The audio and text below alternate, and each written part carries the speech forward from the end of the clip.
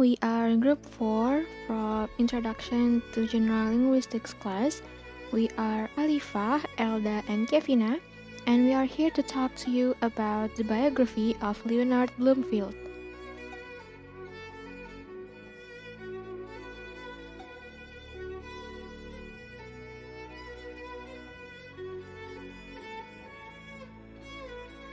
Leonard Bloomfield lahir pada 1 April 1887. Ia adalah ahli bahasa Amerika yang berpengaruh terhadap linguistik Amerika Serikat selama paruh pertama abad ke-20 Masehi. Pengaruhnya sangat kuat dan masih terasa sampai kini.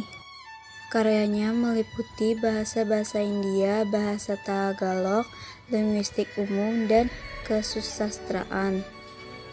Bloomfield menempuh pendidikan di Universitas Harvard dan Universitas Wisconsin dan Chicago.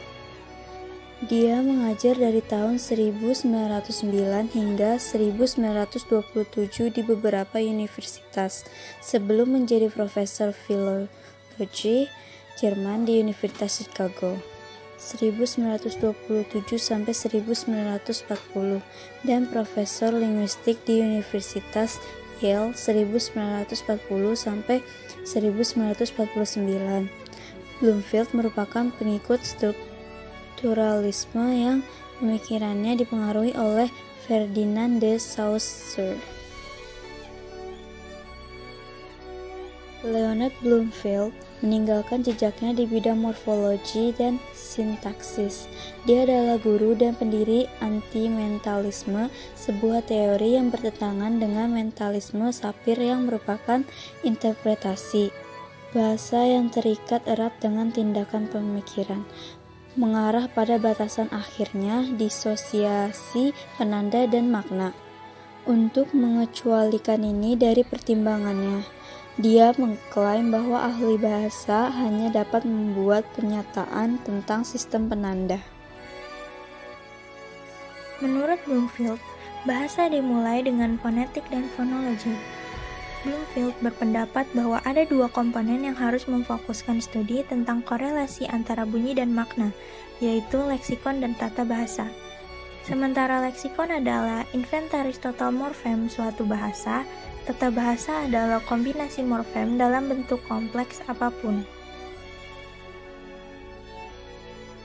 Beberapa buku karangan Bloomfield adalah yang pertama Language, yang terbit pada tahun 1933, kemudian ada An Introduction to the Study of Language yang terbit pada tahun 1914, yang ketiga ada Leonard Bloomfield Anthology, kemudian ada Let's Read a Linguistic Approach yang dikarang bersama Clarence Barnhart di tahun 1961, kemudian ada Tagalog Text with Grammatical Analysis yang terbit pada tahun 1917, kemudian ada Linguistic Aspects of Science yang terbit pada tahun 1939, kemudian ada A Semasiologic Differentiation in Germanic Secondary Allblaut yang terbit pada tahun 1909,